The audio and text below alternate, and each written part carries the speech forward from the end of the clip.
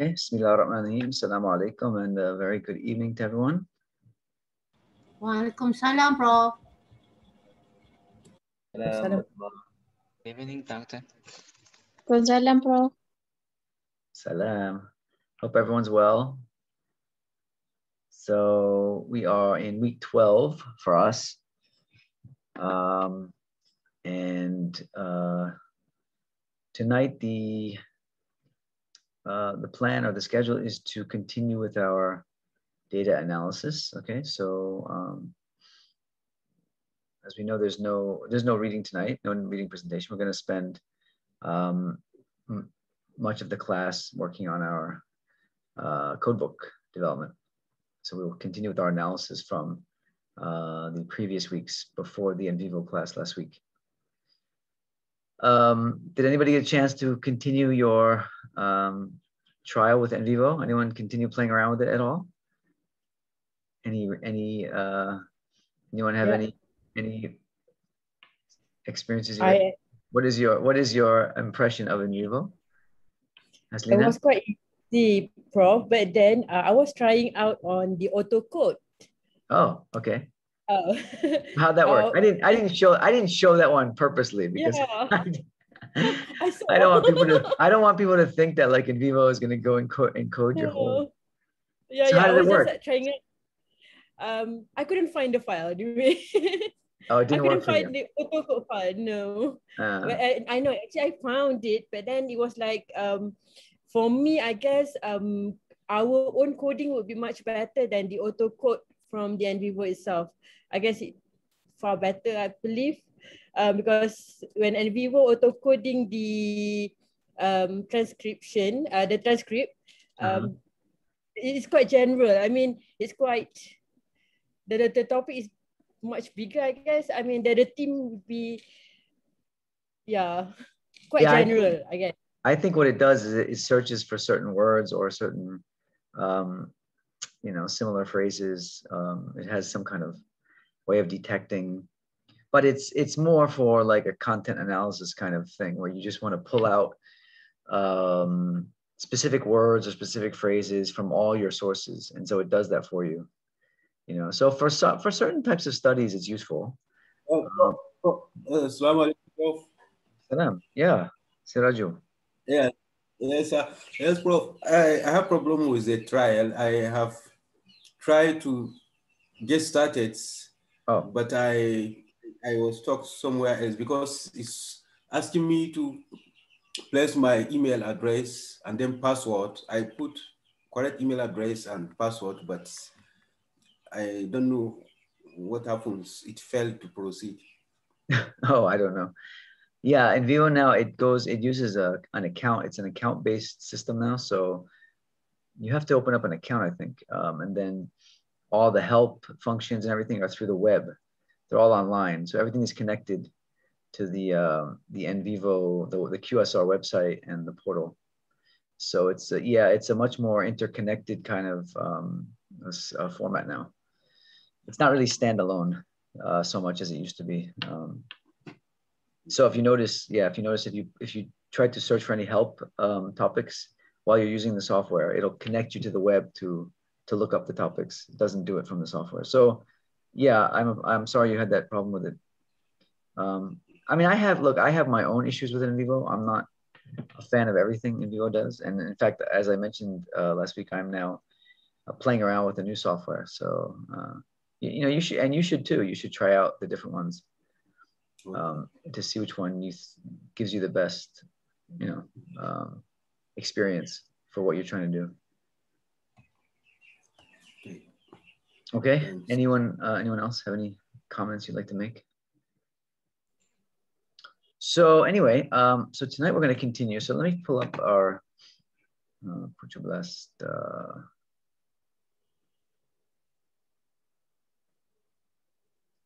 Okay, so please go ahead and do the attendance. Don't forget your attendance for the week. Yeah, so we have a couple housekeeping issues that we need to square away first.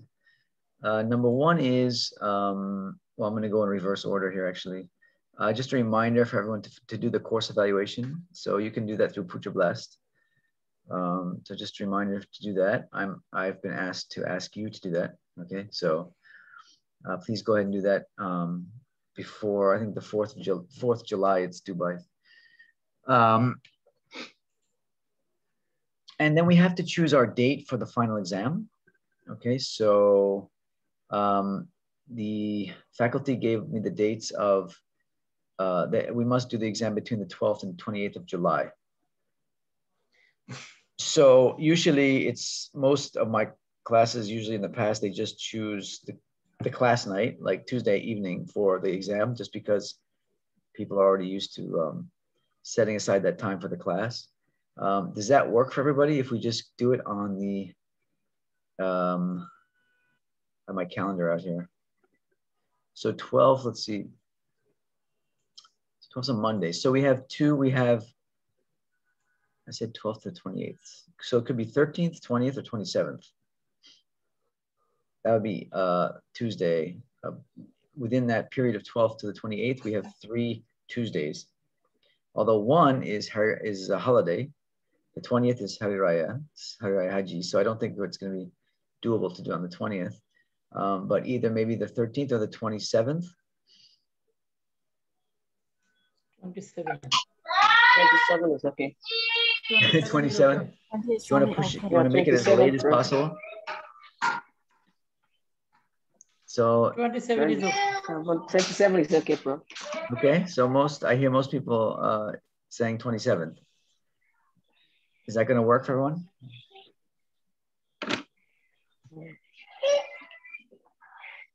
Yes, bro. 27 is okay. Okay. Prof, 3 hours. Sorry? Is it 3 hours? It's 2 hours. Okay, thank you. So we may want to do it a bit earlier, like 5 to 7. Does that work? Yes, bro. 5 to 7 is perfect.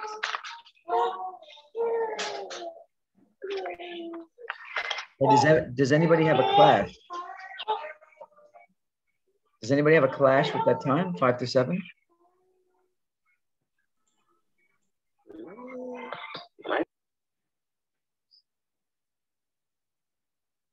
No, okay.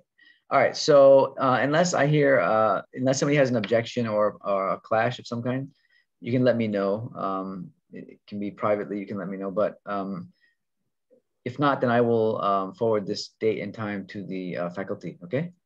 27th July at 5 o'clock. So that is obviously an online exam. In case I don't think the MCO will be over by the 27th of July. We'll be back on campus, unfortunately. So I will next week, inshallah, I will go over the exam. So just to give you a heads up on the content and what to look for, what to study for, and so forth, format and everything. Okay.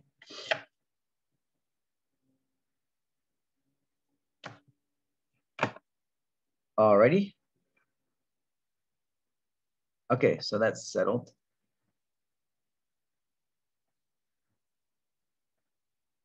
All right. Does anybody have any quick questions about the final?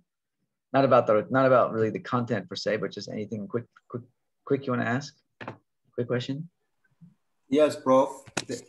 Yes, the mode of exams. The mode of exams. Is it a? Oh, your PhD students. What do you think it's going to be? MCQ, Prof. No, I cannot give you MCQ. Your PhD students in qualitative research. I'm not going to give you MCQ. True, false, true, false. I'll just give you true, false. How's that? No, it's going to be it's going to be essay. It's an essay-based exam. And it's like, I'll give you a choice of questions. I'll maybe give you maybe 5 to 6 questions, and you have to choose like 3, maybe 3 or 4, something like that. I have to go back and look. I don't remember exactly, but somewhere in that neighborhood. No, I think it's actually 3. You have to answer 3 out of 5.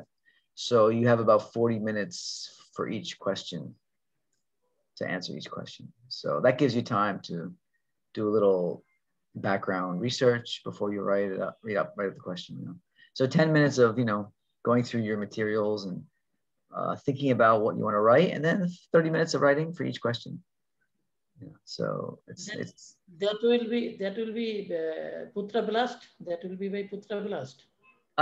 The way I usually do the online exam, we can do it Putra Blast, or sometimes what I do is I just send to WhatsApp. I just send you the test paper on Microsoft Word, and then you just fill it in. You write it in on Microsoft Word, and then you send it back to me, either through email or you can upload it to Putra Blast. Oh, email is okay. If we send it email, is okay.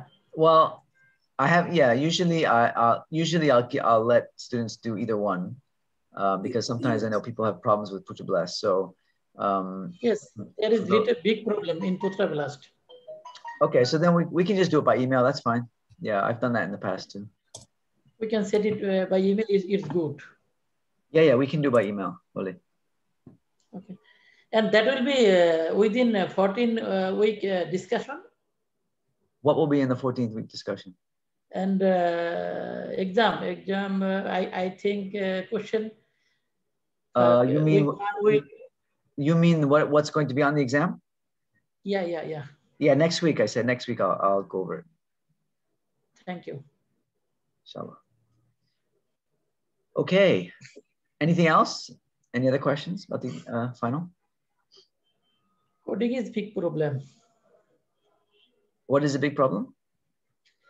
Coding is a big study. Coding is a big study. Yeah, big problem. Big study. It's a big problem. Big study means big problem. Why is it a big problem? After setting coding, how I can get finding, and I get some findings from report. Actually, I have no idea what I will submit. Only code book or any kind of summary report like that, coding structure report, summary code book report, file report. Actually, I want to know what I will submit for assignment. Only code book, like that. So you're talking about assignment 2, Nazrul? Yes, assignment 5 code book. Yeah, just the code book. Just submit the code book. Yeah. Right. Okay, so yeah, you don't have all those other reports. No, just the code book. Only, I will submit only just code book. Yes. And I have another observation that when I finish coding, then I will summarize coding by MS Word. Are you talking about assignment 5, code book assignment? Yeah. Okay. What is the question again? How I will summarize for after coding? It will be by MS Word or no? I think NVivo provide. No. NVivo provide. Nazrul, your yes, assignment 5. You just need to do a Microsoft Word. There's no NVivo. There's no NVivo for assignment 5. The NVivo was just a tutorial last week. That's it. Assignment 5, you just do a Microsoft Word, or you can submit it in PDF form. I don't care, but it's gonna look something like this. Something like this. Okay. So far from our class, from our analysis last time, we got up to this point, right? So we have developed our code book to this point, right? So we have, based on research question 1, okay, so far we have 3 categories that we have identified from our coding. Okay, so we have student body characteristics, which included the codes of academically serious, intelligent students and modest students. Okay, and here is the data for each of those. We had a category of campus environment, which included religious or Catholic community or background, not competitive, sports and athletic activities for students. All right. So this campus environment, so this student body characteristics defined the, okay, some attributes of the students at the university that the girls liked, okay? That the women liked, okay? Just to keep it simple. Okay, the campus environment was attributes of the campus, attributes of the university campus community that the women found preferable. Okay, again, we have to define our categories. So this is how we define our categories. Now, this third one I kind of changed just for the sake of exercise, to make this exercise a little bit more rich. So we had this as a code. I changed this to a category, this category of location, because location is more of a concept. Okay, so choice of university, all right, based on a specific location. Okay, so the girls mentioned, Michelle mentioned she wanted to be near Boston. Now she mentioned Boston as a preferred location. Why? Well, it has to do with her family background and blah, blah, blah. That's fine. But she chose Boston because there's something unique about Boston that is of preference to her. So she said she wants to be near this city, Boston. Okay, so we call that near a preferred location. Michelle, Haru wanted to be close to home, right? She mentioned she wanted to be close to home. So for Haru, the code was close to home, okay? But both of these refer to a specific location, okay? So location is more of a concept, it's more of a category, all right? And so we can make location our third category in the study. Okay, so this is what our code book looks like, okay, Nazrul? So this is really all you're going to submit. But of course, yours will be longer. Yours will have more data, yours will have more categories. You'll have, for each research question, there'll be a separate code book, okay, with all the categories and codes and so forth, okay? So this is just for research question 1, all right? All right, is that clear, Nazrul? Yes, clear. Okay, so no in vivo needed. No in vivo, no reports, nothing like that. Okay, just the code book. Okay. All right, and then from our analysis last time, we had these these open codes that we did not have a category for yet, right? So they are free floating codes. All right, we don't have a category yet for them. All right, so quality of degree, all right, family, right, financial support, personal preference, okay, and then avoiding old friends, all right? So these codes, they don't fit in these first 3 categories we have, so we just leave them alone. We don't force them by creating categories that don't work or that, they don't fit together. There's nothing semantically or meaningfully that binds them together into a common category. So we just leave them alone. And we continue with our analysis. Okay. So we're going to use this as our code book in process. And now we're going to finish up this first research question by analyzing Nicole's transcript. Nicole is the last of the 4 practice transcripts that I gave you. Okay. So if you will go ahead and open the Word document for Nicole, all right? The transcript for Nicole, which I provided in Putra Blessed. Okay, does everybody have that open?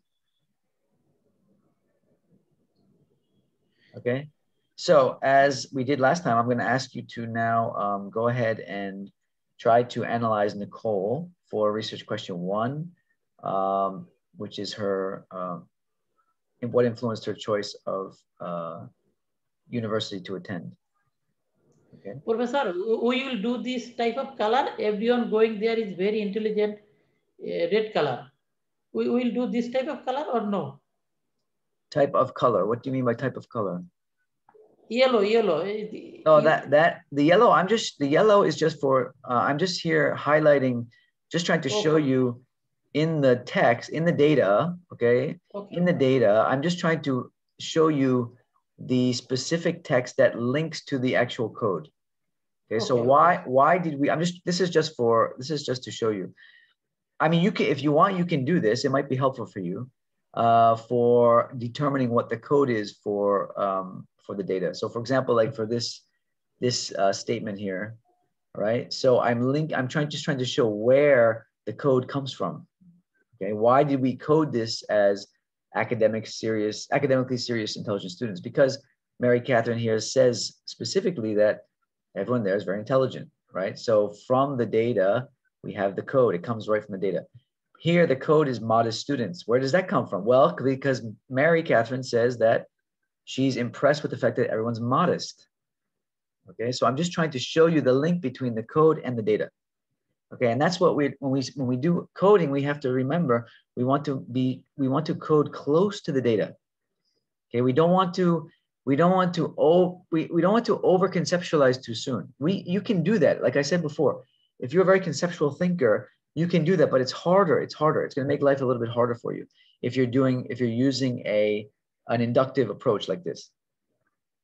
Okay, if you're using an inductive approach, it's better to code close to the data and build up your codes into categories in a sort of methodical way, so that you don't over theorize too soon and then you get confused. So you have some codes that are very conceptual, some that are very descriptive, and then it's all kalangkabut, you're confused. Okay, so try to code close to the data. So I'm trying to do that. I'm trying to show you how the codes we came up with are grounded in the data. So these are the actual words that are where our codes are coming from. All right. So you see, with each one of these, there is a textual reference specifically that relates to the code. Okay. Like how good I thought the college was. That is a reference to a personal preference. Just what she thinks. She thinks her own personal view of how good the college was. Right. So personal preference. All right. I thought of 5 colleges.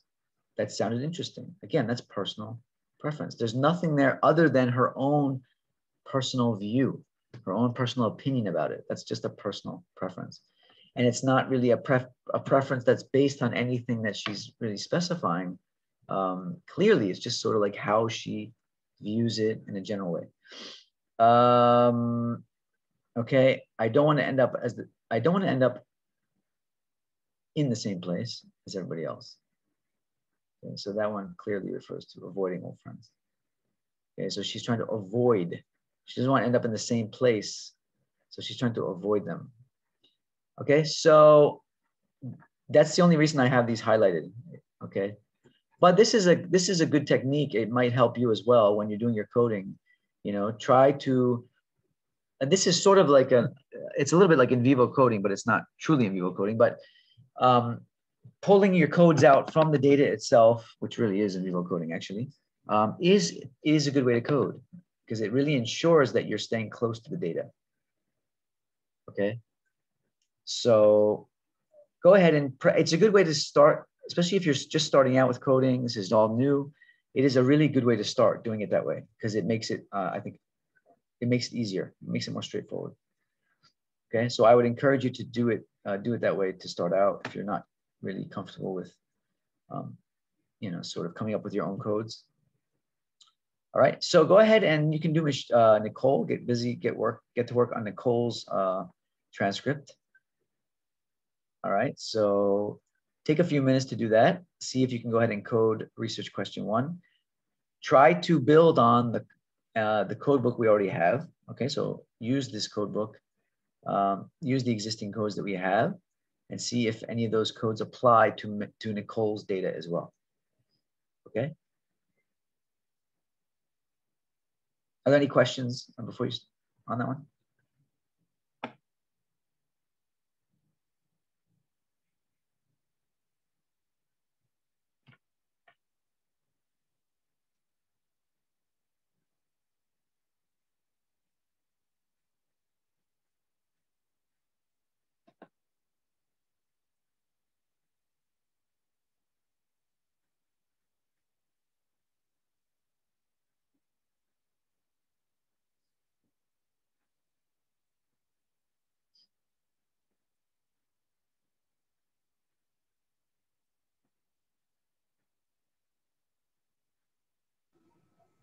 Assalamualaikum, bro.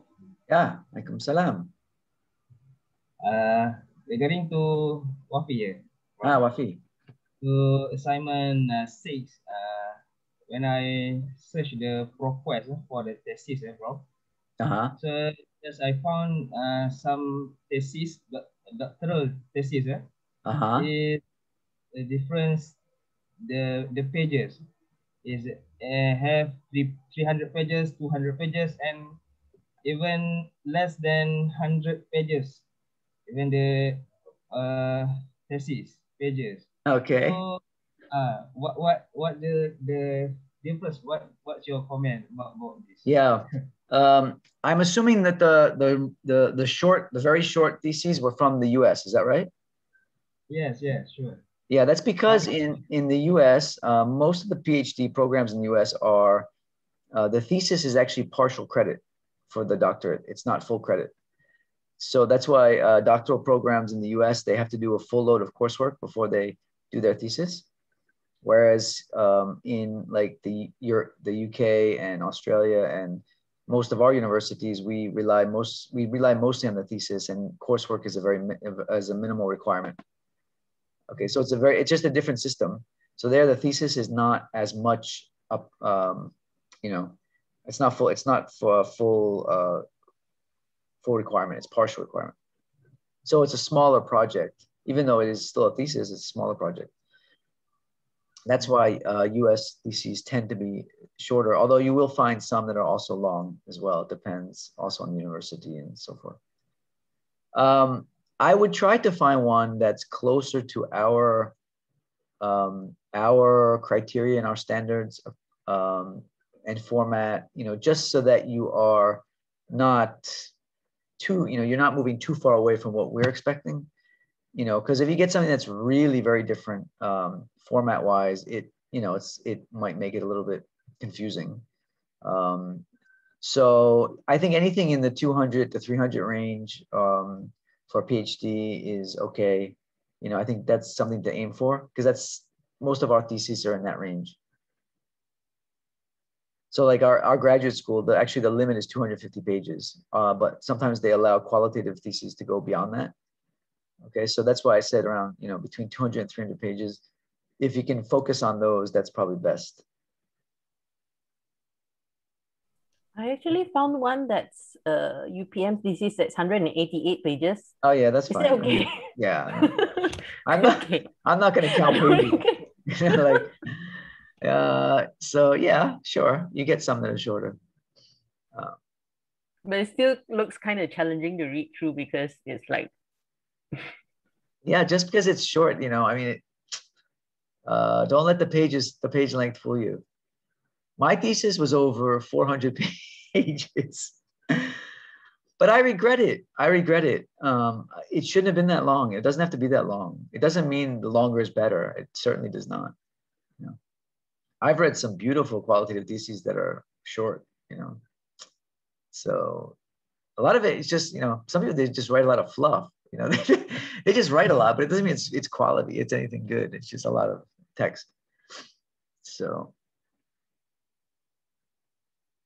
okay. So I think this one was pretty easy to code, right, Nicole? There's really just a couple lines of data here. That's okay. So if you see on page 2, so I'm sorry, I shouldn't be answering this question for you. So where does the question 1 start with, Nicole? Line 25 to 27. Yeah, this is a very. That's it. Now, Nicole, again, these qualitative respondents are all different. Okay, Nicole is, if you read her whole transcript, you'll learn that she's a science and math woman, and she's very straight to the point, succinct. She doesn't elaborate a lot. She gives very brief answers, so she doesn't leave as much room for the interviewer to really probe. So there's a lot of like this, a lot of just short, straight to the point, quick answers. You're gonna get respondents like that. There are some that really like to express themselves and elaborate, and there's others that are like, like this. So it's good to get a taste of both. It's good to see the differences. Okay, and I think the interviewer was a little bit flustered because she didn't really follow up. She said, okay, all right, next question. So what math classes did you take? Okay, so All right, so what's the first code here? Prof, on your screen, we are seeing Haru's transcript. Oh, sorry. Not sure how that happened. Wait, that's Haru. Okay, what do you see now? Still Haru? Still Haru. Still Haru. Yep. Let me try that again.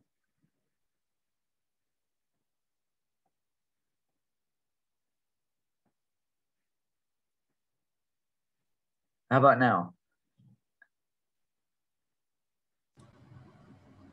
Now it's Nicole. Okay, all right. Amanda. I had a Zoom moment there. I didn't know what's going on. Okay. So what's the first code here from Nicole? Line 25. Okay, what's the code? At first Location. of all Location. until the others. Closer to home. Closer to home. This one. Yeah. Yes. Okay. All right. So we can let's code that first. And I'll add that to our code book here. Sorry. It's okay. So now we have another code for location, right? And in fact, we have another code for closer to home, or close to home. So we don't need to add that code. That's an existing code. All right. So we'll just put Nicole. I'll fill this in later. All right. All right, can you see, are you looking at Nicole again? Is the screen showing Nicole? Yeah. Yes. Okay, and so what's the next code here? What else did she say about her? It was more math. It was not so line much 26. Yeah, 26. Okay. 25, 26. 25, 26. Personal preferences. So this whole thing here. So what is she saying here? Course selection. Sorry? Course selection. Course selection. So she chose her university based on course selection? Is it course interest? Yeah, Song, I would kind of agree with that. I think it's more related to her field of interest, right?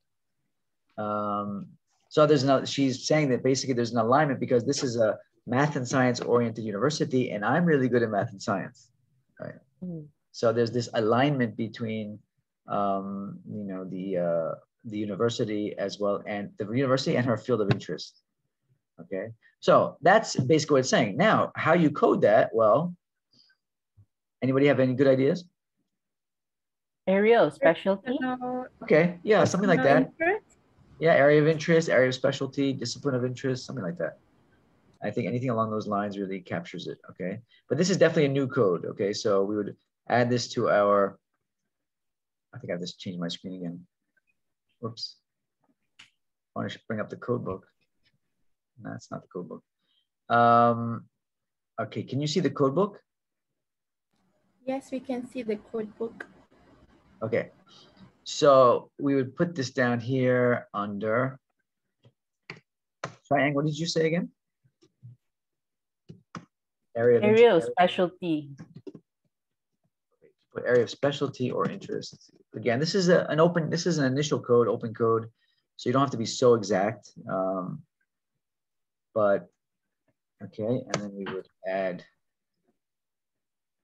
Oh, too many files open. Okay. Just copy this. So for those of you who are actually planning or interested in using a manual approach for your analysis, you can kind of see what I'm doing here using Microsoft Word. There's actually a lot of things you can do with Microsoft Word, especially if you bring in the other programs as well, like Microsoft Word, Excel. In fact, we had one student who did her entire thesis using just Microsoft Word and Excel. She came up with her own system for coding and for analysis using just these two software programs. Very systematic, and she did a really nice study. So, I mean, qualitative research allows you to be creative. Right? So, okay. So that's all for Nicole. So let's, because now already they're talking about what courses did you take?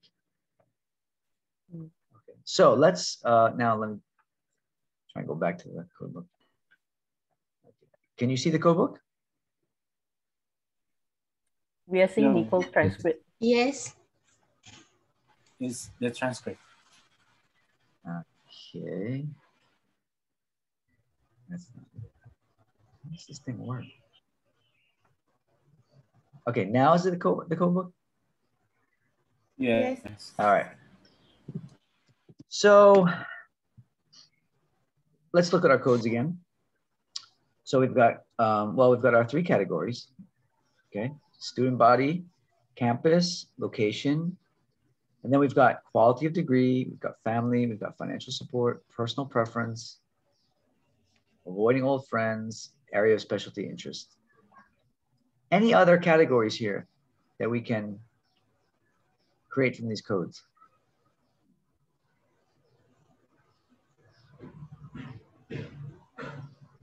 Actually, I think the quality of degree and the area of specialty or interest can belong together as a reputation of the college, what the college is reputed for. Okay, all right. So you'd combine area of specialty with this one here, quality of degree. Preference, Prof? Okay, let's wait. Let's first respond to Chayang's recommendation here. So Chayang, how would you categorize this? What category would you? I know you mentioned. I will put it as a reputation because like that college is being known for something, whether it's being known for the quality or being known for its major in those areas of interest. Yeah, excellent. Yeah, I agree. I think that's a good suggestion. Okay, so I think this is another emerging category. Clearly, yes. So this would be number 4. Clearly, we have the element of what this university is perceived to be known for. Okay, so let's just do that.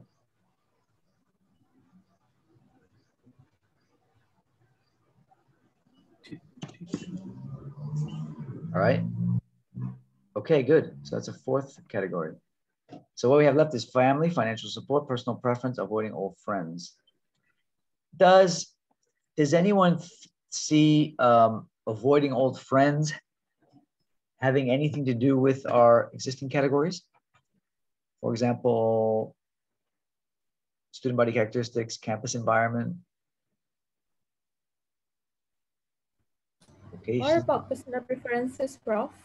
Because personal preferences as a category. Avoiding all friends is is the same as will be the same category with personal preferences, because she personally don't want to be in the same university, so it's actually her personal something that she wants it, her personal preferences. Okay.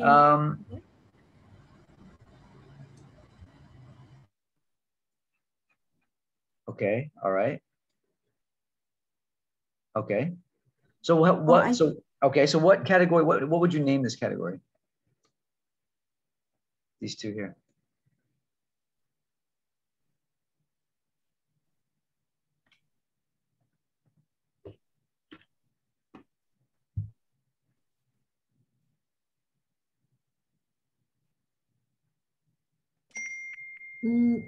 Can I say avoiding old friends as a campus environment? She don't want to learn in the same environment with her old friends. Yeah. Something like that. Okay, so let's go back and look at this. So under personal preference, we have these 3 quotes here, these 3 excerpts of data, right? The first one, she just says, it's a sort of very generic kind of quote. She says, I never really took it seriously. I applied anyway. Doesn't really say much of anything, just says she applied, okay? Now, these next 2 though, and based on what Chayang just gave us as a new category, we can look at these a bit differently now, okay? Well, it was just based on how good I thought the college was. Okay, now that resonates very closely with something related to quality. right? Perceived quality, okay? So I think this one, because again, personal preference, you have to be careful with a category like personal preference. Personal preference is a very generic kind of category because pretty much everything is a preference. If you choose to do anything, you know, at least consciously, it's a preference. So that's a very generic kind of, so you want to try to avoid those kinds of categories because they're not very descriptive. They don't really tell us very much, okay? Unless it's a preference based on something, right? So that's what we're trying to get at here. We're trying to show that these are preferences based on certain aspects, like what she thought of the campus, what she thought of the quality of the degree, what she thought of the location. Those are also preferences, okay? So we want to try and be a bit more descriptive as much as we can. So I think this one here very clearly speaks to quality because she said how good I thought the college was. Okay, so I think now we can begin to move some of these around. And I think what would make more sense possibly is putting that one under here, quality of degree, okay? Okay, and then this one, again, this is a sort of tricky one because she says here, I thought of 5 colleges that sounded interesting that I'd like to go to, and then I had them ranked. Okay. So again, it doesn't necessarily refer to, she doesn't speak specifically to quality of degree. Okay. It's kind of generic. It's kind of vague. All right. So I think we can leave these here for now because they are quite vague. Right. And so I think, yeah, they do connote a sort of just a preference that is kind of a mystery. We don't really know what it's based on. It's not really clear. Okay. Now, the second comment about avoiding old friends, I tend to agree. And I think that it does reflect something about the fact that it is a quality of the campus, of the university campus, of the place that there's no old friends there. Right? I don't want to end up in the same place. So so the campus environment it's a new environment. It's an environment with all new people she's never met before. You know, it's a new environment. Okay. So I think that one is definitely speaking to campus environment as well. Okay. So I think that's a good suggestion. Whoever made it, I didn't hear I didn't see who said that, but okay. So I think those two work really well. And this one is also good. Okay. So now we've reduced it. Now we've got family, financial support, personal preference. So only down to these 3 as sort of unaffiliated codes. All right. Any questions, any comments? Anyone want to make any other suggestions before we move on? So this is an important part of analysis because you're gonna often do this. You're gonna go back and relook at your codes, relook at your coding. As new data comes in, you're gonna revisit the old codes, move them around, shift them, refine them, improve on your definitions. Okay, this is the analysis process. Okay, there's nothing wrong with doing this. There's nothing wrong with revising, with revisiting.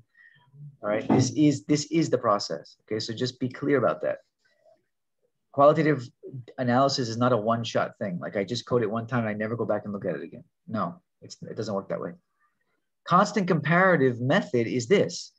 It's when you get new data, you're constantly comparing it with the old data, right? Your new analysis, you're constantly comparing with the old analysis, right? It's this going back and forth, back and forth, back and forth. And this is how things refine themselves.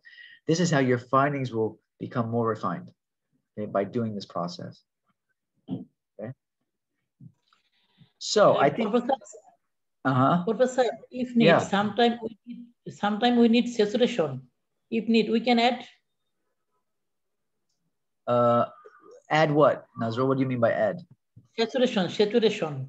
Saturation. Okay. Well, obviously we're clearly not saturated yet because we just analyzed Nicole's interview and Nicole had a new code, right? A new code which was related to area of specialty and interest. So since we're still getting new codes coming into our data, we cannot say that we've saturated yet. I like that extracurriculum activities. I want to say sometimes we can see coding extracurriculum activities and it will be saturation. What do you mean by extracurricular activities? I'm not following. What are you referring to, extracurricular activities?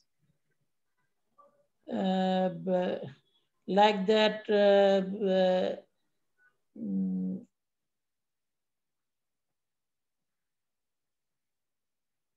where does it say? Different issues like that, cultural activities, athletic activities. Okay, are you referring to specific data, or what are you referring to? A specific data. Okay, where? Which data? Which data are you talking about? For our assignment. For what? From our assignment. I'm not following you. I'm sorry.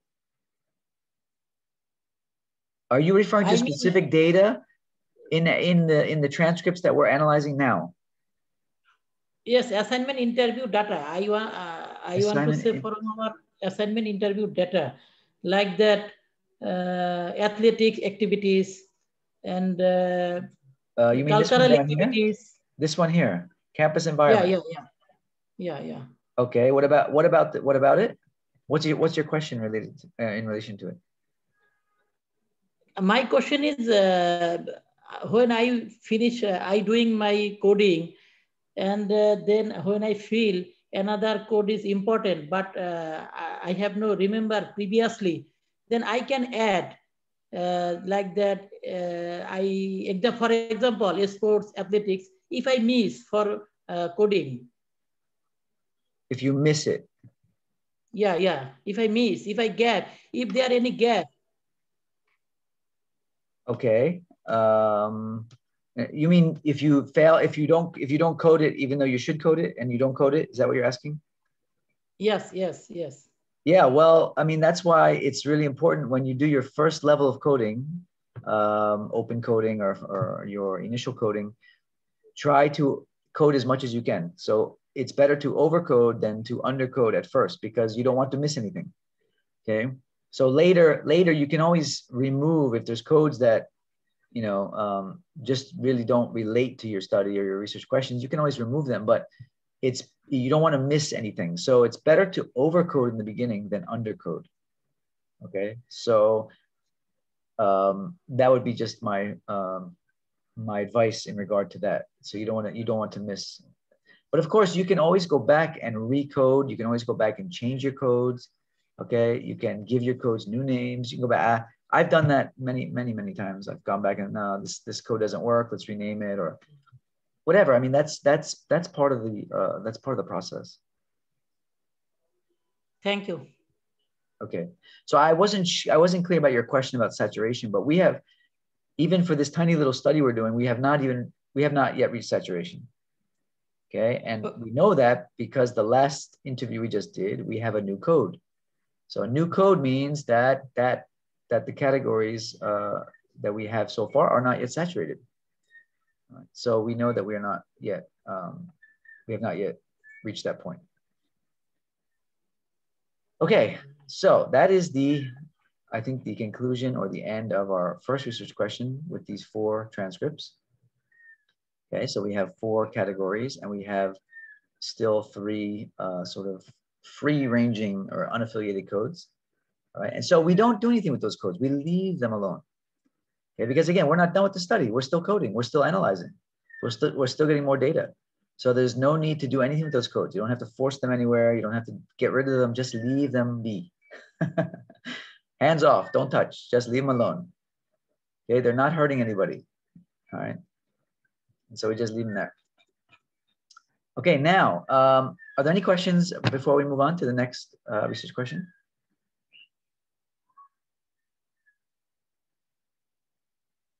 Okay, so what we're gonna do now is, if I can get my, if I can shift my windows properly, we're gonna move back to our first interview with Michelle, and we're gonna begin to code for research question 2. But this time what I'm gonna do is, I'm going to actually, since we sort of walked through this together, this first research question, I'd prefer it if we did it a little bit differently this time. I'd like to actually break you up into small groups and let you work on the analysis a little bit in your small groups, and then do it on your own without without walking through it like this. You do it on your own, and then you take 3 or 4 minutes later and present your findings. At least for some of the groups. We won't have time for all the groups to present, but at least some of the groups can present their analysis findings. What do you guys think of that? Or would you like to at least do the first interview together, and then after that break up and do the last 3 interviews in your small groups? Anyone want to give your preference, suggestions?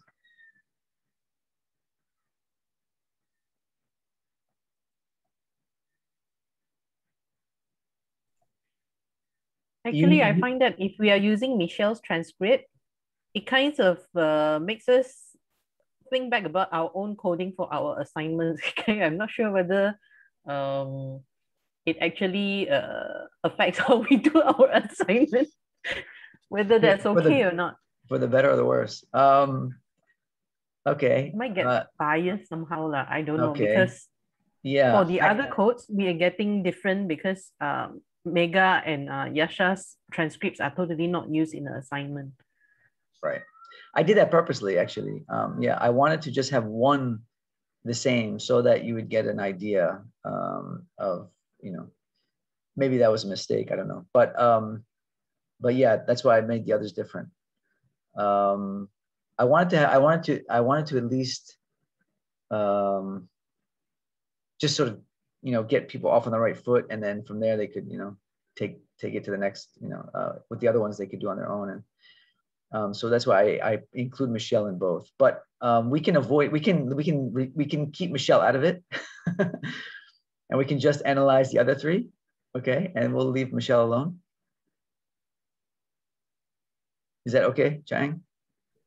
No, I'm fine actually, whether to include or not. It's just that I personally feel that there's kind of like an, how to say, overlap of thoughts when I try to do this. Because sometimes, like, for example, in class, the way that I code and perhaps the way that my classmates suggest for the codes, they may be different. So yeah. Yeah, and I think that's actually, when we're learning, I think that's good, because I think it's important that we can appreciate the different ways that people see data, right? You may not agree. I mean, that's fine if you don't agree. And it's okay to challenge people. This is part of this is why qualitative research often gets a bad rap, because people think, oh, it's not scientific. No, you can challenge people's coding, absolutely. Okay, because again, if they choose a code or a category, it has to be substantiated. What is that based on? Where in the data does it say that? Right? And they may have a very good answer. They may be very well versed in a particular theory that explains the connection between those 2 things. I don't know. So that's why it's good to hear from people. But if they're just, they're labeling something based on words that are just not there, it's quite okay to question that, right? And that is why I say, especially for those of you who are just starting out, who have very little experience in doing this, that's why I say try to code close to the data. Use in vivo coding whenever possible, and the like, because it'll help you. It'll help you to learn how to do coding, especially early on, and especially if you're using an inductive approach. If you're using a deductive approach with preset codes from the literature, it's different. That's a kind of a different way of doing it. But for those using inductive approach, it's best just to stick to in vivo coding to start with as much as possible. Okay, so why don't we I'm trying to think what's the best way. I think time-wise, I think you can definitely do it, because there's only 5, there's not a lot of data. I didn't give you the full transcript, so you only have a few, you don't have much data. And based on the amount of data that's there, I'm very certain you can finish by, including the break, by like 7. Yeah, it shouldn't take you that long. So why don't we try this? Why don't we, I'll break you up into groups, okay? And you guys can go ahead and code for research question 2. Let me pull up research question 2. Um, okay. Zoom is very strange. I've got like 8 Microsoft Word windows open, but when I go to share screen, it only shows 3. So I don't know how I'm supposed to pull up my other files. Okay, what do you guys see on the screen right now? Can I ask? Research question 2, what influenced their choice of courses to take? Okay, good, it worked. Okay, so that is the research question for research question 2. Okay, so you're gonna go through and you're gonna try to do what we just did with research question 1, develop those initial codes and if there's any categories. Yeah, I want you to do that for the interviews of, let's leave out Michelle. So we'll do Mary Catherine, Haru, and Nicole. Okay. Let's just focus on these 3 transcripts. All right. And see if you can. So what I would do is first, as a group, first go through Mary Catherine together, try to come to some agreement on the codes, right? And then go to sorry, that's Haru, not Naru. And then do Haru and then Nicole. And like we just did, just try to build up the code book. Okay, for those 3. All right, and then I'll call you back. Well, I mean, you can just come back. When you're done, just come back to the room. If you're not back in the room, I'll call you back by, say, okay, it's 7:30. I think I'll break at 7:30. Everyone take the break at 7:30, okay? Don't forget your break at 7:30. Come back. I think it should be done by 8:15, 8:20, something like that. Okay, if not, I'll call you back and then we'll just see where we are. All right, but you should definitely be done by then. It's not a lot of data. So do you prefer small groups, right? So like 3 in a group, is that good? If I break you up into 3 in a group? I think for working on this kind of thing, it's better to have small groups, right? What do you guys think? Yeah, okay, bro. Small groups. Sorry?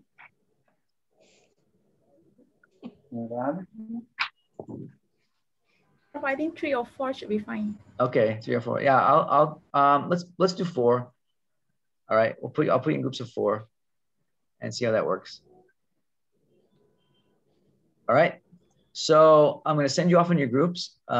Please take a break at 7:30, typical or normal 20-minute break. Okay, and then come back, and then I'll check in with you again around. Well, I'll check in with you after the break. Okay, and then see how you're doing. All right.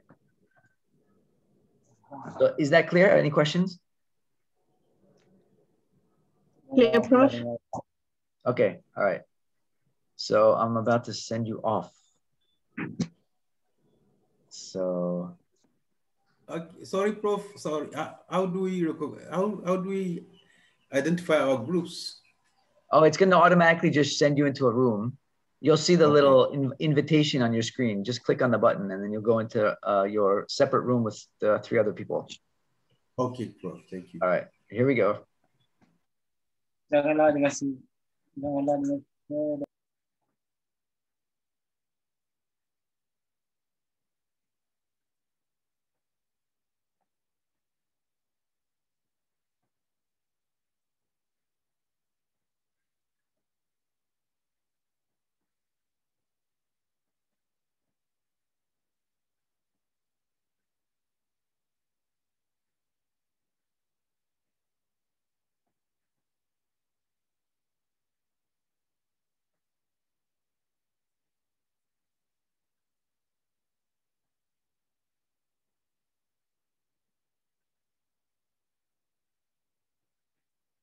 Okay, you should be all getting that invite to join the room. So just go ahead and press that button to join.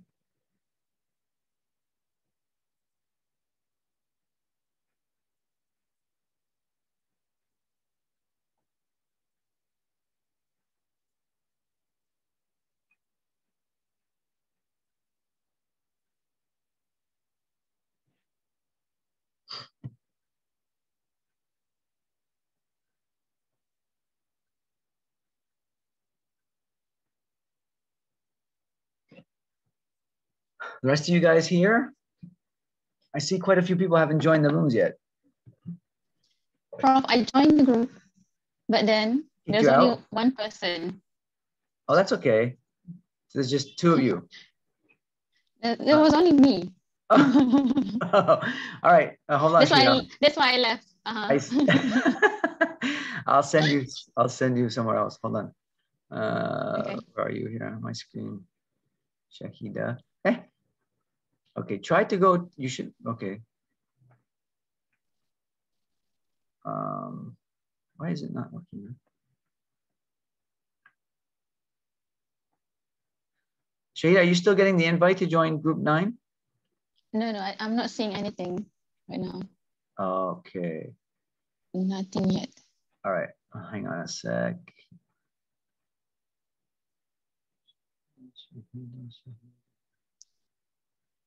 Hey, you're not on my screen here. Why? I'm not? Well, it says you're in room 9, but it says you haven't joined. So I'm not sure why. Oh, okay.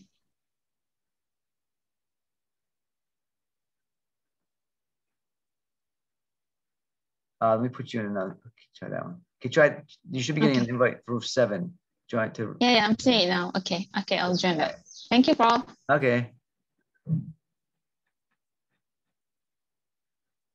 Anyone else having problems getting into your rooms?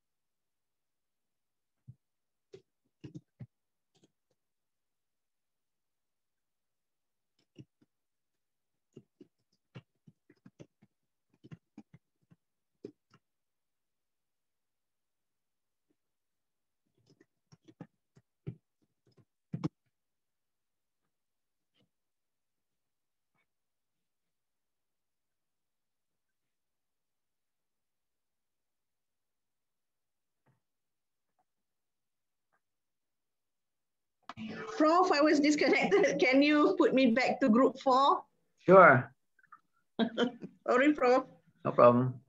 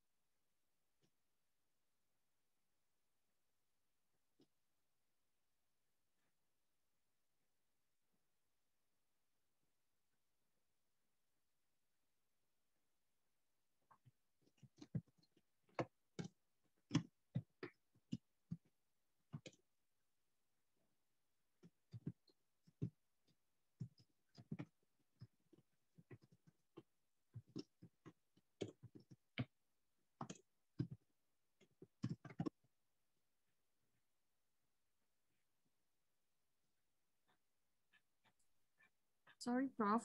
I think something happened. There was no one in group 9 just now. I was there, but then it was like Oh no yeah. one was there. Was there anyone there before? Yeah, I think only one. It was Jenny. Then it was like it was so you know, no one there. Okay. Then later I was the only one there. Oh yeah, good. I'll just send you to group 1, but just try to join in wherever they're at. But you should be taking a break now anyway.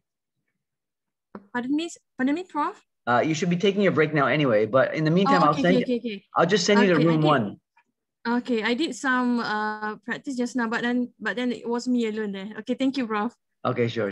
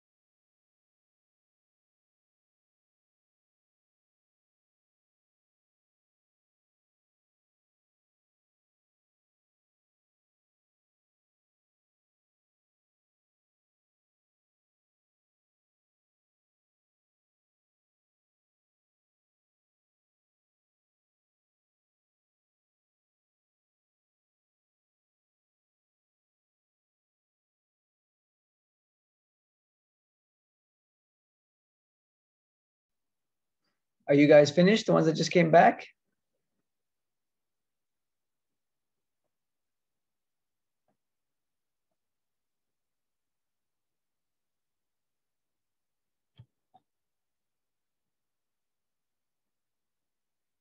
Are you guys finished up? Is that why you came back to the room?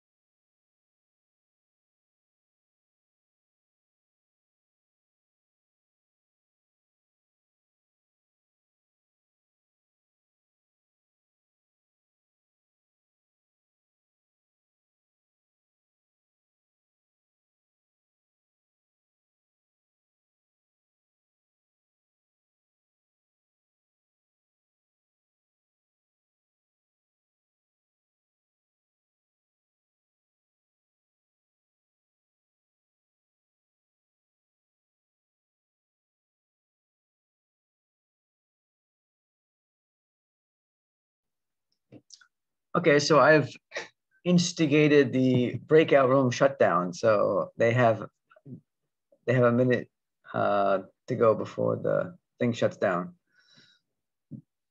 So just give them about 30 seconds to get back in the room here, and we'll proceed with the class.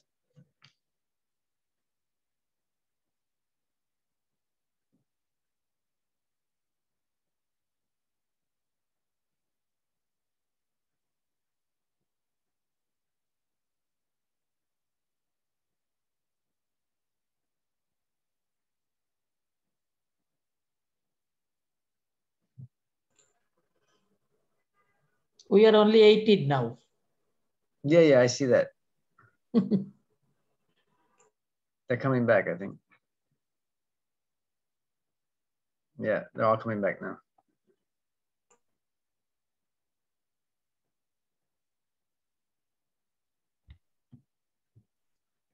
Okay, everyone back? Welcome back to the big room. So how was it? Was it too much to do in the time I gave you? Was it too hard? Yes. Yes, Victor. We haven't finished it. We still have I'm one not sure. We rushing. have the last one to discuss. Okay, it's all right. I figured it would be a bit challenging, but that's okay. You're PhD students, so it's good to be challenged. All right. So yeah, so that's I didn't really expect you to completely finish it, but I thought I would give you the task anyway to see if you could do it.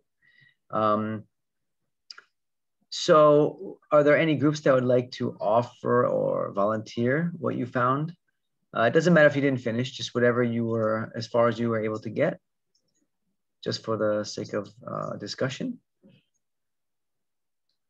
How did you find answering this research question as opposed to the first one?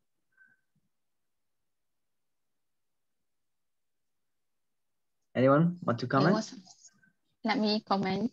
It's a little bit harder because we have to do it on our own. Before this, we were like watching you do it.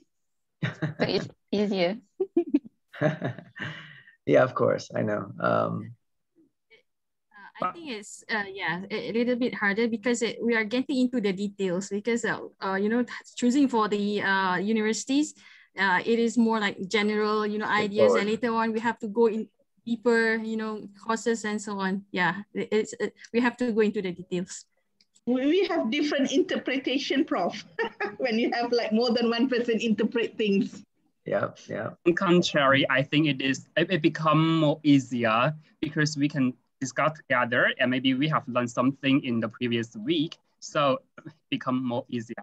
I see.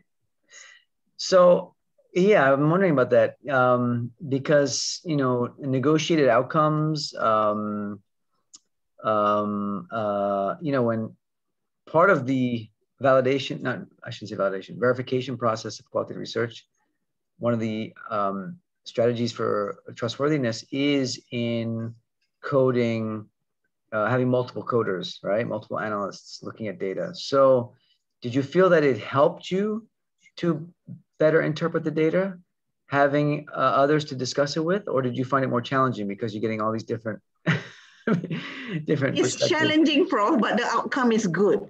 Okay, all right. So we are more like comfortable with the answer. Okay, means like somebody already agree with what's our interpretation is correct. Okay, all right. Anyone else? In my opinion, Prof, it is challenging in terms of answering the research questions because you are referring to the specific questions and you are trying to dig the answers, and you have to make sure that the answer that you dig in is matched to the research question that you are trying to answer.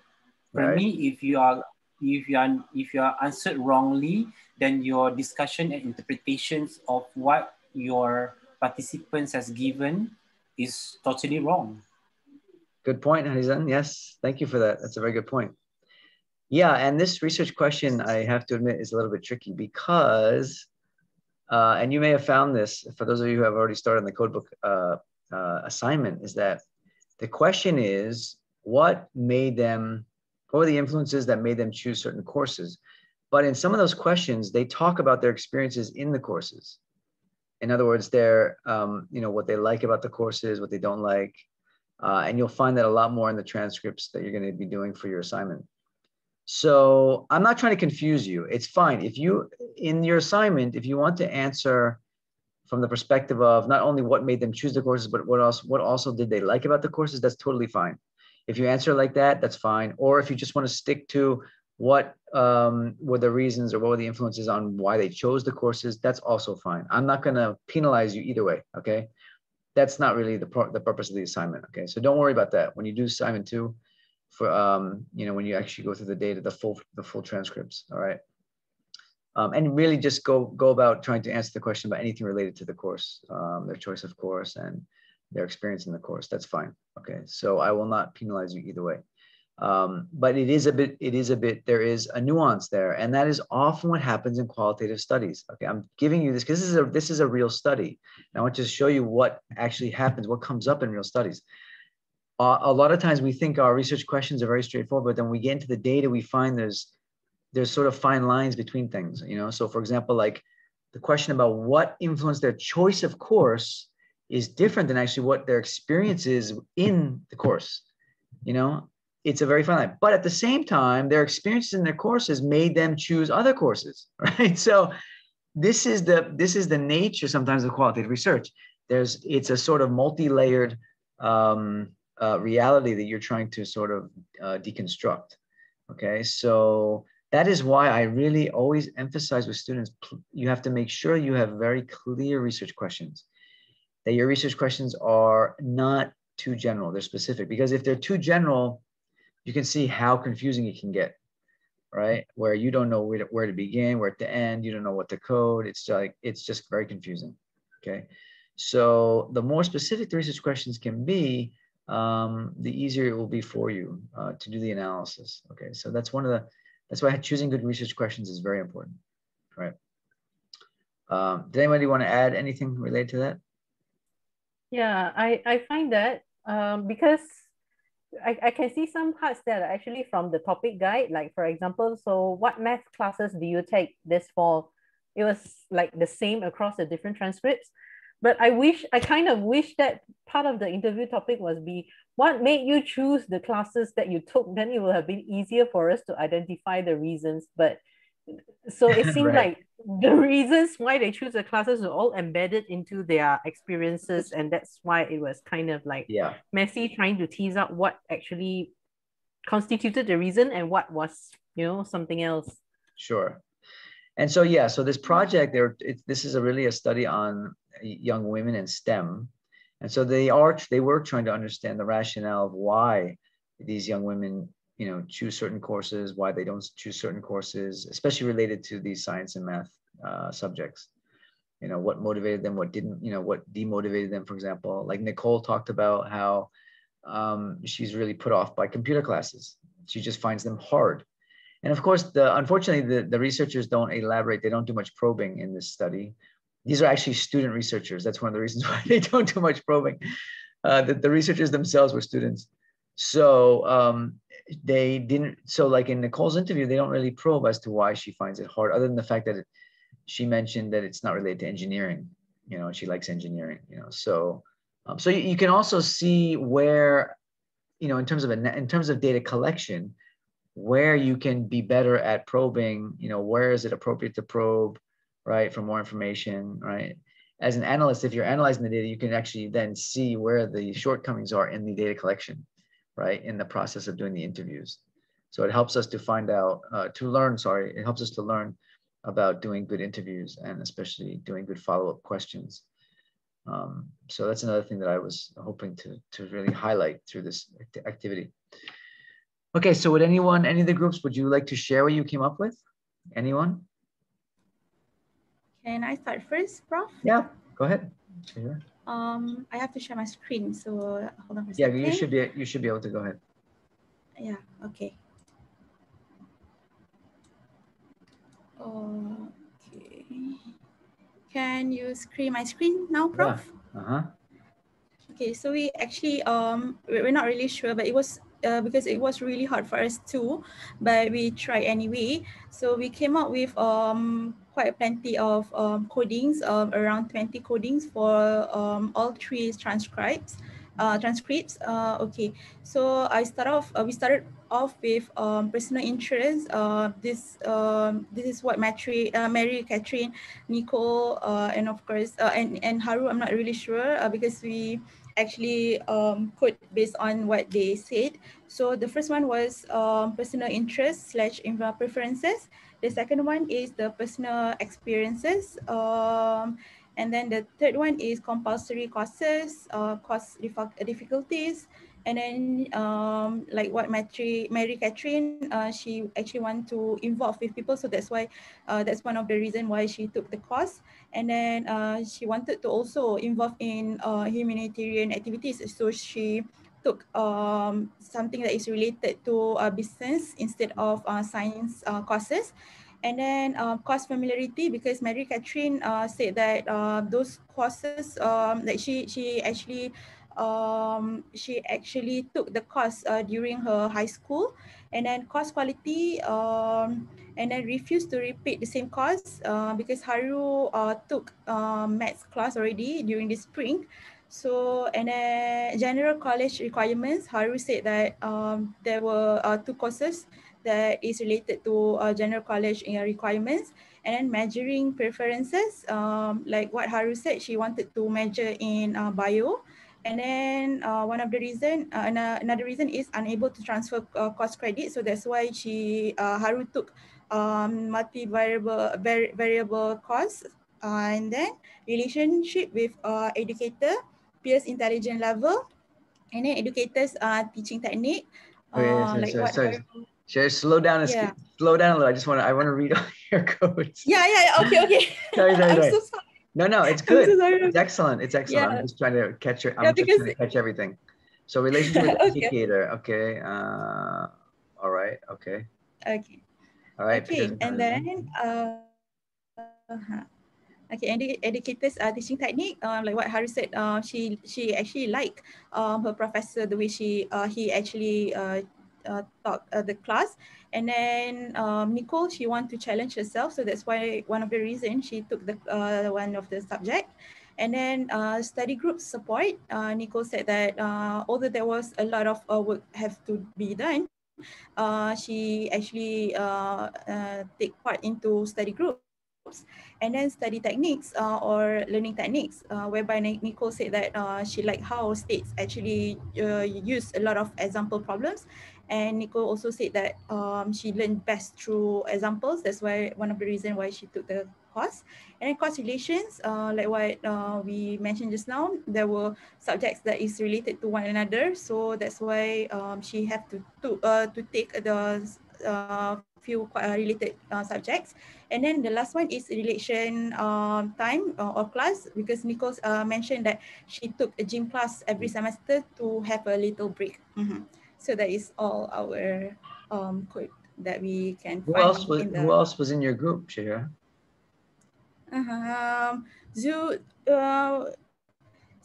Win, and then Wu, and another one is Fayed. Well, very well done. Excellent. Thank you. Really Thank you excellent. Very much. That is fantastic. No, that's fantastic open coding. It really is. Thank you very much. And we were just trying our best. Like I said, the research question is a little bit vague, actually, given the way that the questions are actually posed, because again, like you're picking up everything that they comment on related to their courses, which is fine. Like I said, it's fine. All right. Yeah. So I don't want you to be so specific that you're only referring to those things that they talk specifically about why they chose that particular course. But you captured a lot of that. And this is really good open code, because it really it's an attempt to really capture everything that's there, right? I don't think you missed anything. Of course, we might disagree a little bit on the particular some of the codes, but I don't see any big problems, any major problems with your codes. I think they all are definitely legitimate. Of course, I went through them kind of fast, but yeah, I think you really captured. How many did you say you had? 20. Oh yeah, 20 altogether. Great. So, and I think now, I think if you look at the codes, you could definitely see areas where there's a lot of potential categories there. At least a few. So yeah, very well done. Thank you very much, Did a Prof. lot Because in we a were a bit short period of time too. Yeah, because we were just wondering, because she actually mentioned, sometimes she mentioned about high school, sometimes she mentioned about college subjects. So we were confused about that as well. It's complicated again, and again, this is why two things. First is this is why you really have to be familiar with the study context, right? So again, if you're not familiar with the American school system and the university system, it's going to sound very confusing. Yeah, yes, exactly. So like in American high schools and secondary schools, they have students can take courses, advanced students can take courses where they actually get university credits for it. That's what she's referring to when she says advanced placement. So she's obviously a very bright girl. She took a lot of those classes, and so she got college or university credit for it. So she didn't have to take it when she went to college. So that's what she's referring to there. So yeah, but that's why you have to know the study context. So you have to know the background of your participants. You have to know the setting where they're coming from, right? So that when they make references to these things, you don't sound like, well, what the heck is that? I've never heard of that before. No, you need to have some familiarity with the study context that your participants are embedded in. That's number one. Number two is language. Okay, you guys. So you clearly have a good sort of theoretical sensitivity when it comes to English, because I can see the way you've done your coding. You've really picked it up well in terms of the meaning. But if you're not that confident in terms of your, especially the nuances of language, I'm not talking about just superficial understanding. I'm talking about really understanding the nuances of language. If you're not familiar with it, or you're not that confident, then really think about what language you want to do your study in. So, and like we said, there's two ways you can do it. You can either do most of your analysis in the language that the participants are speaking. So if it's, for example, in Malaysia, if your participants are speaking Malay, you do all the analysis in Bahasa, everything until the very end. Only the very end you do the translation when you do the reporting in your thesis, right? That is, to me, always the safest way in terms of maintaining the meaning and preserving the meaning of what your participants are saying. The other way is, of course, to translate immediately, but hiring, a very, very good translator that can really, so there's some, as best you can, guarantee that the meanings are transferring clearly. But then even that one, if you yourself are not that confident in, for example, if you're translating it to English, if you're not that confident in English, then that's not going to help you much either, because then you're going to have to continue to do the analysis after that in English, right? So in qualitative research, you have got to consider language. You have got to consider it. Take it seriously. Be realistic about it. It's not about, proving yourself. It's about, you are representing these people that you are studying. You're representing their voice, right? So you don't want to mess that up. You want to capture it as best you can. You want to capture their voice, right? So that's why language is a very important part of qualitative research. It's a very important consideration, because you can really mess up a study just because you've misinterpreted somebody based on the language. Okay. So I just really want to warn students about that. Really take that seriously. Okay. But for you guys, I think you did a fantastic job here with the Thank you very much, Prof.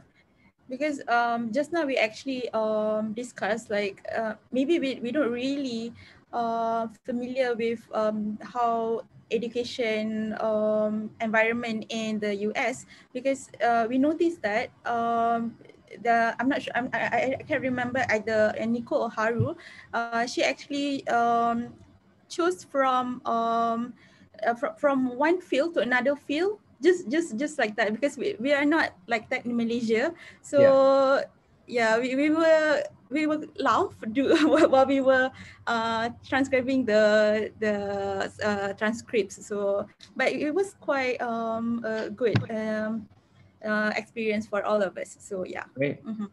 Yeah, that is the U.S. system. There's no streaming in the U.S. system, so students, like even in university, undergraduates, they don't have to really.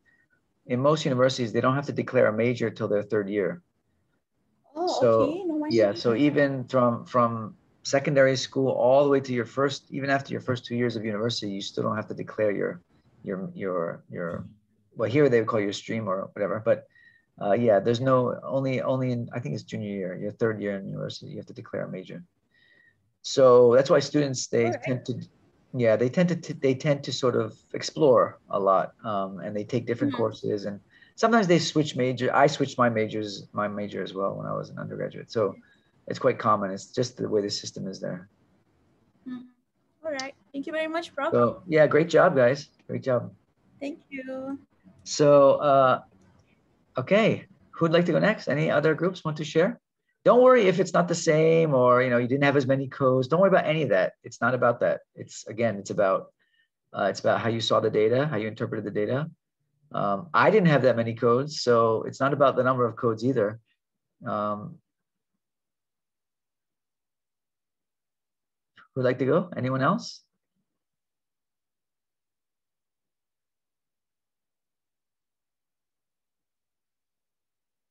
Uh-oh, what happened to everyone? Everyone has fallen silent.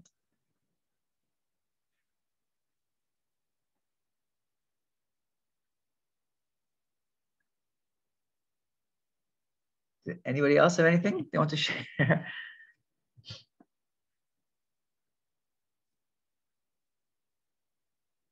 Wow. Okay. No one else wants to go, huh?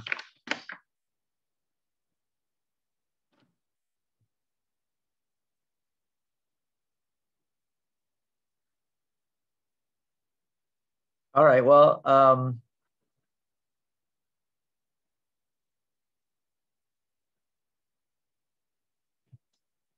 see here.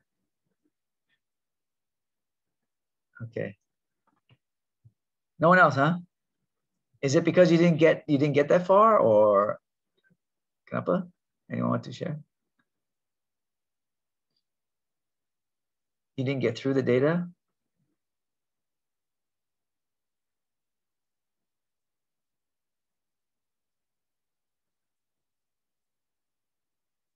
Anyway, in terms of what Shahir's group just presented, I think one of the things you did also that I liked is that you left your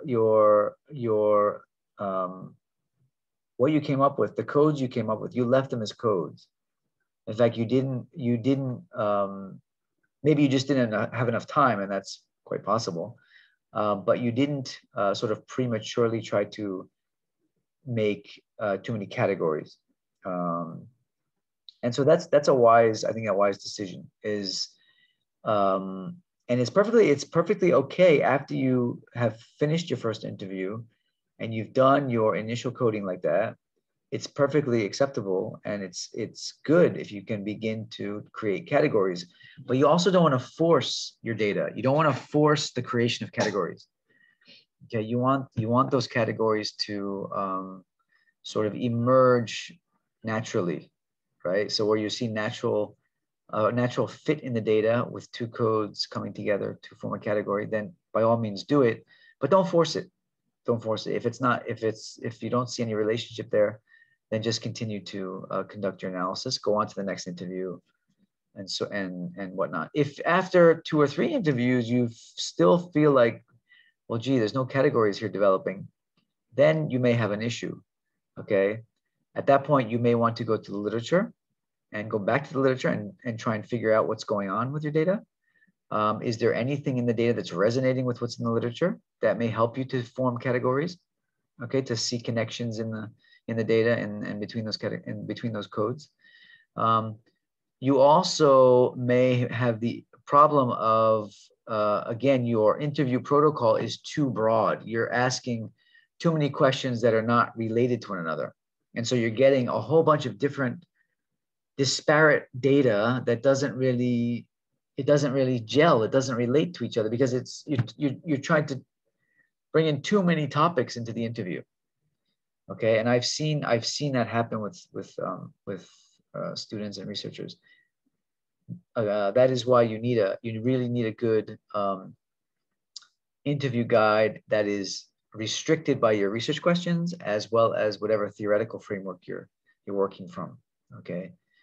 And that is the role of theoretical framework. And theoretical framework will also help you in your analysis. Okay, it'll also help you to analyze your data. All right, so have a good, strong grasp and familiarity with your theoretical framework. That'll help you to see things, especially see connections in the data. Okay.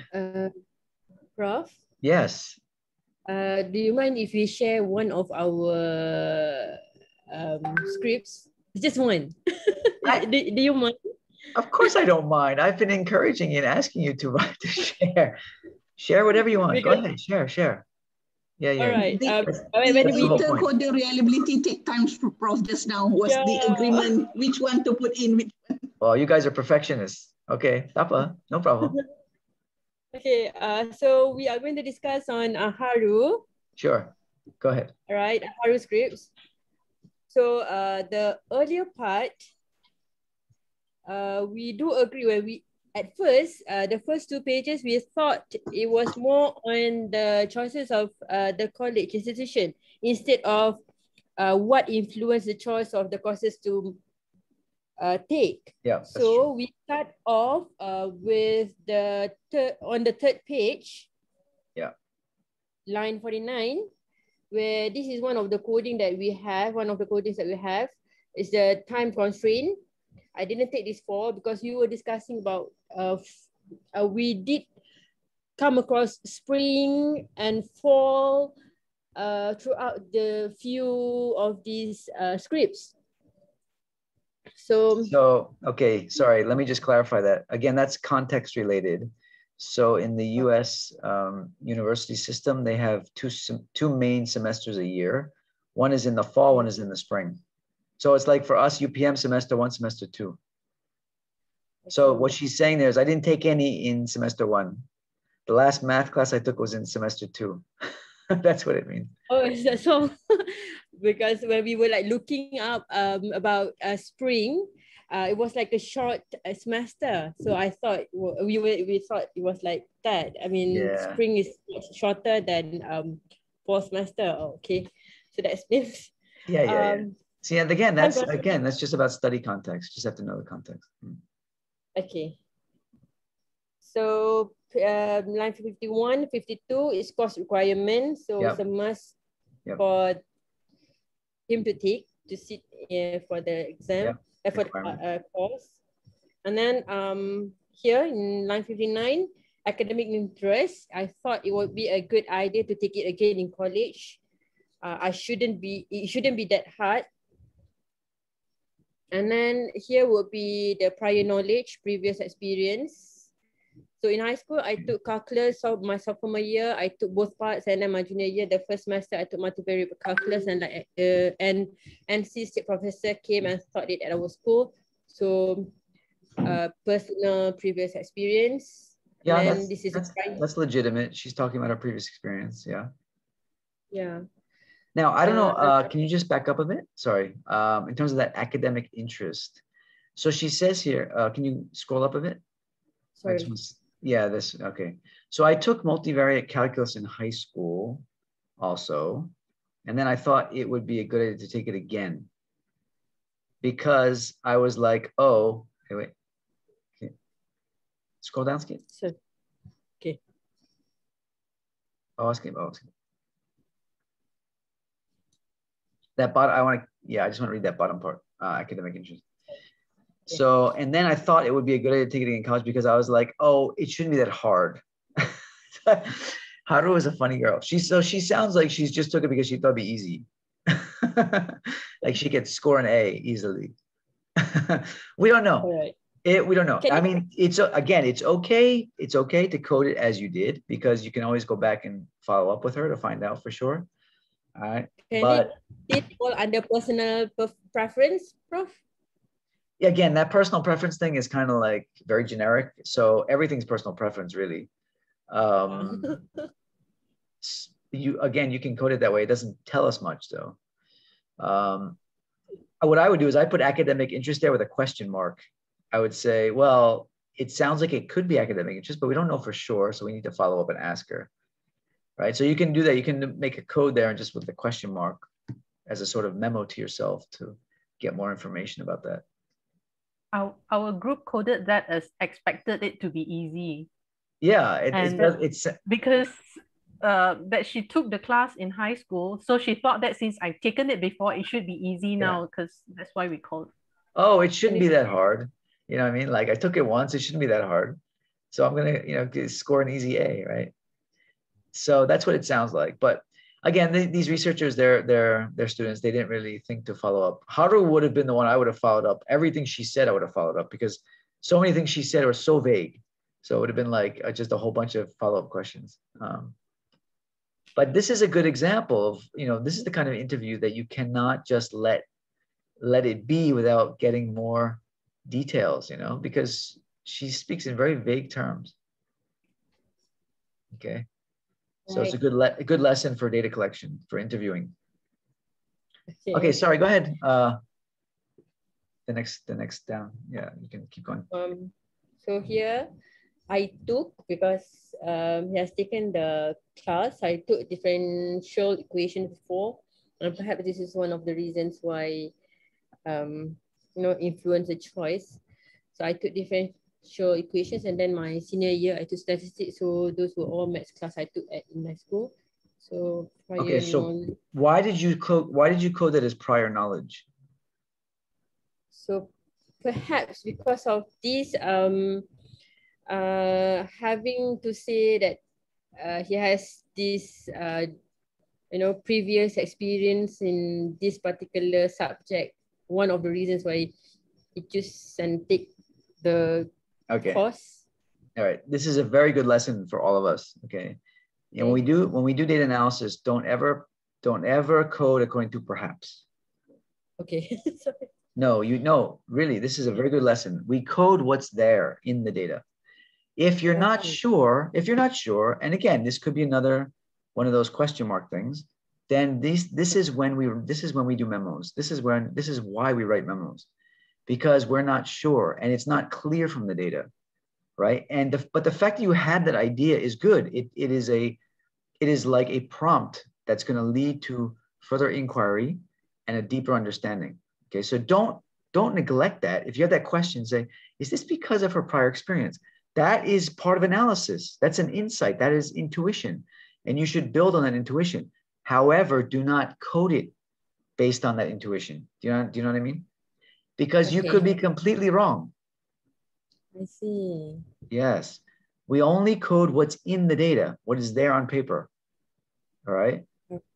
If you have that idea that that perhaps that is where we do memos, and that is where we do follow up and all that. Okay, so that is an indicator that it's time to write a memo, a very short memo to myself. Is she referring to her past experience here? Okay, but do not code it unless it's there in the data, because there's no way you'll be able to substantiate that in your findings. So don't code that according to prior knowledge. We do have a lot for Haru. We do have like quite a number of prior knowledge that mentioned in this script. Well, that's why we're in class, and that's why we're learning. Yeah, exactly. No, but this is why data analysis. This is why we need to practice it, and we need to, because a lot of people, they think it's just about these hunches we have, and I think they mean this, I think they mean that, no, that's not qualitative data analysis. It's our interpretation of the informant's perceptions, interpretation. It's the words themselves. It's not on what we think they mean. It's what the data actually says. Now, of course, you and I can interpret actual words, data differently. Yes, but I can't say, I think what she's referring to here is something that's not in the actual text. It's not in the data. Because nowhere here does she say anything about prior knowledge. So where am I getting prior knowledge from? I'm making some kind of assumption based on some idea that I have, but that's not what's there in the data. Okay. So there's a difference between interpreting text differently and then just coming up with your own interpretation has no basis in the data itself. Okay, those are two different things. Okay, so for here, like we have to take 2 courses that are quantitative studies. Course requirement, yes, of course, she's talking about course requirements. And why? Because it says for our general college requirements. That is why, again, why I'm emphasizing in vivo coding and coding, you know, in a way that's close to the data so that you don't run away from the data. So this is acceptable, Prof, for code, of course, she says requirements right there. Yeah, right. Yeah. Okay. Okay. Prof. Yeah. Prof, can I ask one question about the previous conversation just now about the differential equation? Yes, so how would you code that? If it were you, how would you code that? Okay, can you go back? I have to see it. I can't see it. Okay, and then the next semester I took differential equations. And then my senior year I took statistics. I wouldn't code it. There's nothing to code there. She does not tell us why she took those courses. If I was the Gemma, if I was the interviewer, I'd say, okay, but why did you take differential equations? Again, this is not the best example of interviewing technique in quantitative research. Okay. Yeah. But again, this is okay. But to be fair to Gemma, this is not the whole transcript. I mean, the whole transcript is about 20 pages, and she does do a lot of back and forth. Later in the interview, she does revisit some of these topics. So to her, you know, to be fair to her, this is not a complete picture of her interviewing skill. Okay, so there's much more to this interview. I only gave you 5 pages, right? So. But it's still a good example. It's still a good learning example. Prof, so you mean if we do have this kind of lines given, so we can like have like a follow-up questions to our to ask more on this particular part, is it? I see. Absolutely. So that we can get the coding right. Yes, this is why we have memos in qualitative research. And look, in qualitative research, you're going to do a lot of memoing, and it's for things like this. When you have questions, when you don't know, when you're not sure, memo, write them down, and then go back and ask them. If it's something important, this may not be anything that important, you know, it may just be, okay, so one course, differential equations, big deal. But if it keeps coming up in the interview, like this, she keeps saying, I took this class, and then there's no explanation as to why, then you're going to want to follow up and say, okay, you know, Haru, in your interview, you said you took this class, you took this class, you took this class. Can you tell me why you took these classes, right? If it's just one incident, it may not be worth it. But if it keeps coming up and it's something important, relevant to the study, yes, you're going to want to go back and ask them. And that's exactly what I did in mine when I did this study. I actually highlighted a different color when I had a question about the data, and I couldn't code it. I would highlight it in blue, just like you did actually. And I would write a little memo to myself, and I'd say, need to follow up on this. Not sure what she means here. Not sure why she took this class. Not sure, blah, blah, blah. Okay, so if you're using in vivo or some of the software, there's many different functions they have to do memos. If you're using just Microsoft Word, you know, you can use different colors. You can use, you know, the review function and write those questions. Whatever it is, just memo it. Yeah. Prof, one question, short question, Prof. If let's say you go up and then to the Maizura here, Prof, to the respondent, all right, and they don't know what they mean. How, Prof? You ask them back, then they are not sure what actually they have mentioned in the previous interview. Should we eliminate the answer? Yeah, it happens. No, if they can't answer it either, then you can't use that. I mean, obviously you can't use that data. If you don't know what the data is actually saying and they don't know why they say it, I would just. This is another reason why it's good to do member checking. You know, after you've done the transcript, sending it back to the respondent and let them just review it, you know, and make sure everything's accurate and stuff. And then in that process, if there's things that are not clear to you, you can ask them. You know, you can just highlight them and then send it to them and say, look, you know, if you could just comment on the highlights that I made there, I wasn't really sure what you meant. And then they can even write it. They can just write their little elaboration or their little clarification there. You know, so member checking is very effective that way. It helps to clarify some of these little issues, these smaller issues of interpretation. So, Prof, if that happens, let's say we manage to get the answer for these follow-up questions. So we need to add on into this script. It doesn't matter. It doesn't really matter. You can do it. You can add it onto the script. You can, put it in just put it in the margin. If you're using a margin like this, a margin system where you have a margin on the side, you can write it as a note. You can write it as, you can make a separate memo just of additional text for that interview. It's totally up to you. Just capture it somewhere, document it in a way that, is easy for you to retrieve and manage.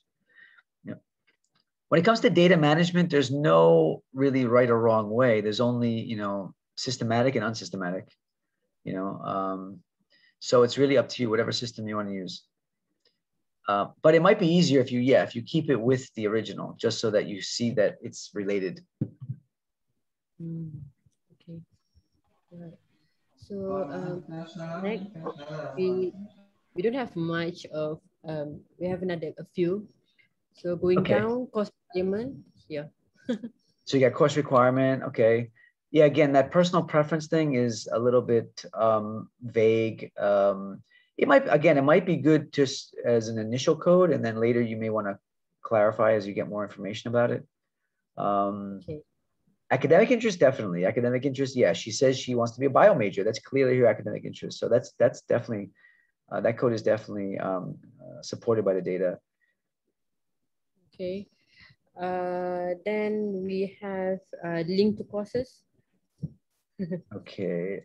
Link to courses, not really sure what that means. You mean link to her academic interest area? Yeah. Links to other courses, other program, other subjects. Well, major, okay, so major is like major is your chosen area of interest. You declare in US system, you declare a major, you declare your area of interest. So I'm going to be a biology major. I mean, I'm going to focus on biology, so I'm going to be so it sounds like there that she's, something I can do is relate to my major. So any courses that relate to her major, because that's her area of interest. I mean, that's, I think what the, link to main course? Yeah, link to area. I would also just say link to academic interest or link to area of interest. Or it's also really just academic interest. Academic interest. Guys, it looks good.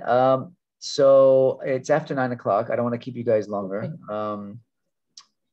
So you'll get lots more practice of this for the assignment 5.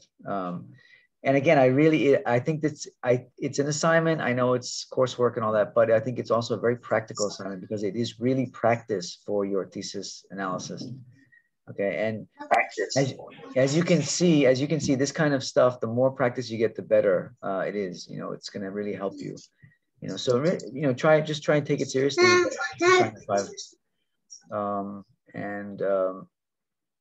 Yeah, just try to apply what we've discussed today. But it looks good. It looks like you're on the right track. So keep up the good work. Are there any closing questions, closing remarks? Prof, I know it's 9 o'clock already. Can I ask you a question? Sure. Let's say we quote something in research question 1. Can we quote the same sentence again for research question 2? Does that mean? I mean, okay. Look, I don't know. Maybe it can answer research question 1 and research question 2. The same sentence can actually answer research question 1, but research question 2. But then again, it seems like if you can answer both research question, it means that the research question that we set up is not specific enough? Not necessarily, Hanizan. It's a great question. It is acceptable to have data, have the same data under 2 different research questions. It is possible. Yeah. Of course you shouldn't have a lot. There shouldn't be a lot of overlap, but there are some situations where you may have, it's okay. Typically it won't be like no, typically the rule is like redundancy.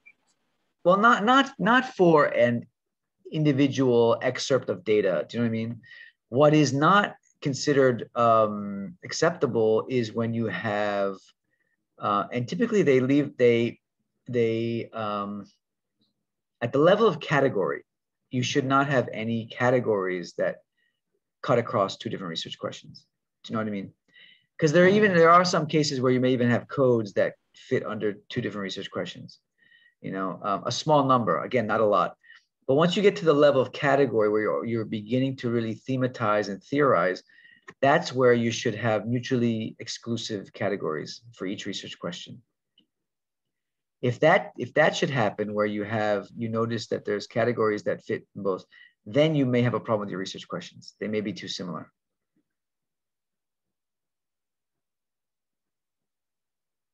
Thank you, Prof. Understood. Okay. Thank you so much. Yeah. Of course, right now, this is all very theoretical because you guys haven't really done it yet, Hani-san. So I know it's hard to really picture it and to visualize it. But once you start the process, I think you'll get a sense of what I mean. Prof, another question, please. Yeah, Shahida, go ahead. Is there a limit for number of questions for each of the research question? I mean, the interview questions. Yes. No, number of interview questions for each research question. But just think. Does it have to be similar? I mean, if research question has 5 questions, and the second one, does it have to be like around that figure, or maybe can that second research question have like 8? I mean, totally a lot than the first. They don't have to be exactly the same, no, because in terms of coverage of the topic, one topic may be broader than another topic. So there's no real rule about that, other than the fact that there should be fairly even. You know, you don't want to have just one interview question for one research question and then like 10 for another. You know, they should be fairly evenly distributed. You know, the coverage should be fairly equal. But in terms of the number, there's really no limit. What limits the number is really just the amount of time that you can burden somebody with an interview. You know, you can't keep people in an interview for 3 hours because you want to ask 25 questions. You know, so you know, every study has a limit and has a scope. You know, so you do have to sort of limit according to what's realistic in terms of scope, in terms of, you know, the time that you're taking to do it and all that. So that would be my only answer. There is no real fixed number. Okay, Prof, understand. Yeah, but they typically for a semi-structured interview, typically, you know, think in terms of maybe between 7 to 15 questions, somewhere in that neighborhood for a semi-structured interview. Now that does not include, you know, probing questions, additional follow-up questions, but the main interview guide, I would say somewhere in that neighborhood.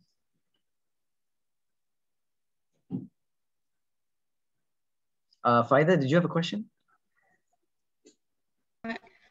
Yes, Prof. For the follow-up question, so we have a limit how many sessions we need to follow up, or just we get the answer, just stop, or we need to follow up 3 or 4 times? Well, it depends. I mean, there's no real, you know, for like, this also has to do with your method, your particular method, but like, depending on the method you're using, you know, you may find yourself having to do follow-up sessions. How many? It really depends on the depth of the study. It depends on the quality of the data you're getting. It depends on whether the research questions are really being answered.